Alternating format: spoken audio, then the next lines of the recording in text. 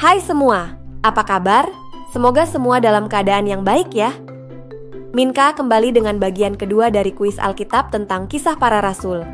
Langsung saja kita mulai. Pertanyaan pertama, siapa yang berbohong tentang harga tanah yang mereka jual dan tewas seketika sebagai akibatnya?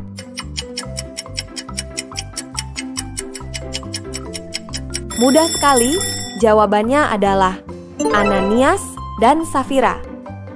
Ananias dan Safira adalah sepasang suami istri. Mereka menjual tanah milik mereka, lalu sepakat untuk menahan sebagian dari hasilnya secara sembunyi-sembunyi. Sebagian lagi mereka serahkan kepada para rasul dan bersikap seolah-olah mereka memberikan seluruh hasil penjualan tanah tersebut. Siapa yang membebaskan para rasul dari penjara setelah mereka ditangkap dalam Kisah Para Rasul 5?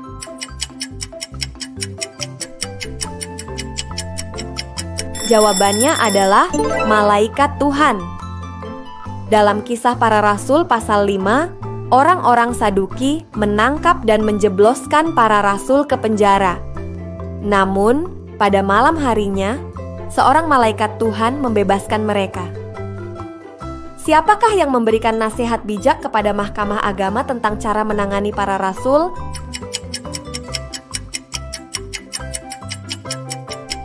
Jawabannya adalah Gamaliel.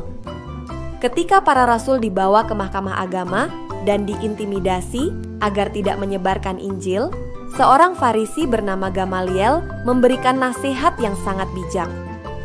Ia mengatakan bahwa jika ajaran yang disebarkan oleh para rasul bukan berasal dari Allah, maka ajaran itu akan hilang dengan sendirinya.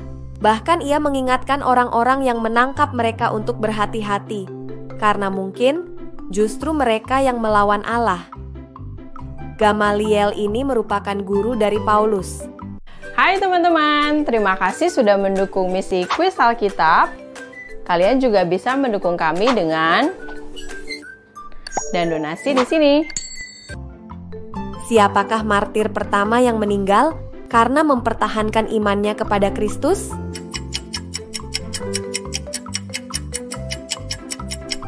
Masih mudah, tepat sekali jawabannya adalah Stefanus. Stefanus mendapat tuduhan palsu bahwa ia menghujat Allah dan dilempari batu sampai mati oleh orang banyak yang tidak tahan mendengar kebenaran. Siapa nama orang muda yang menyetujui pembunuhan yang dilakukan terhadap Stefanus?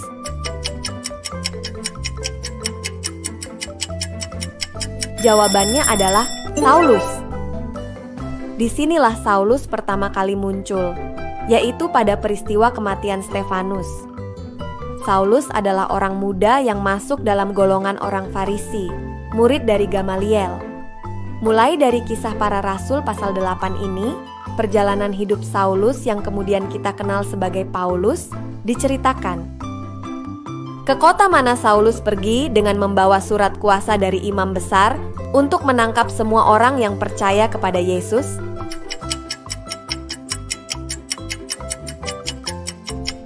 Tepat sekali, jawabannya adalah Damsyik. Baca di Kisah Para Rasul 9 ayat 1-18. Ayo sudah setengah jalan, jangan menyerah ya. Pertanyaan apa yang Yesus tanyakan kepada Saulus selama pertemuan mereka di jalan menuju Damsyik?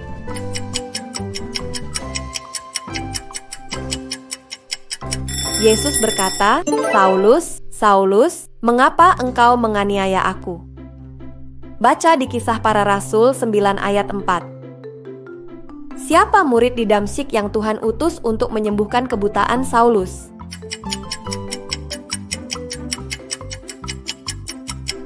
Jawabannya adalah Ananias.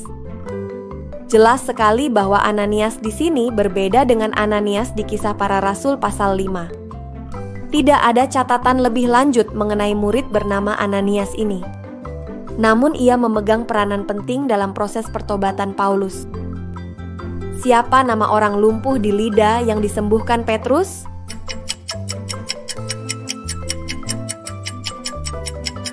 Orang tersebut bernama Eneas. Baca di Kisah Para Rasul 9 ayat 32-35. Siapa nama perwira Romawi yang menjadi orang non-Yahudi pertama yang bertobat menjadi Kristen?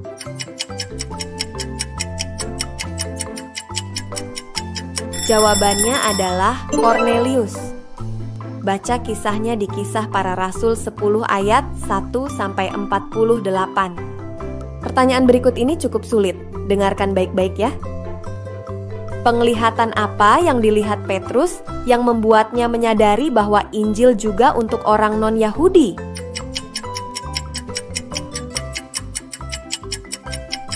Saat Petrus berdoa, ia melihat sebuah kain besar berisi berbagai macam binatang, baik yang halal maupun haram, lalu ada suara yang berkata kepadanya, "Sembelihlah dan makanlah."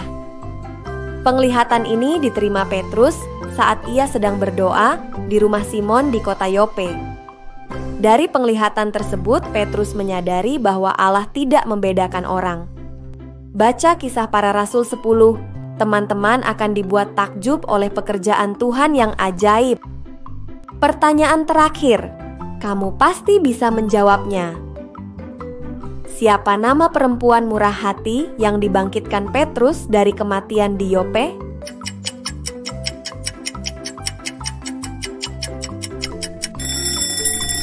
Tulis jawabanmu di komentar.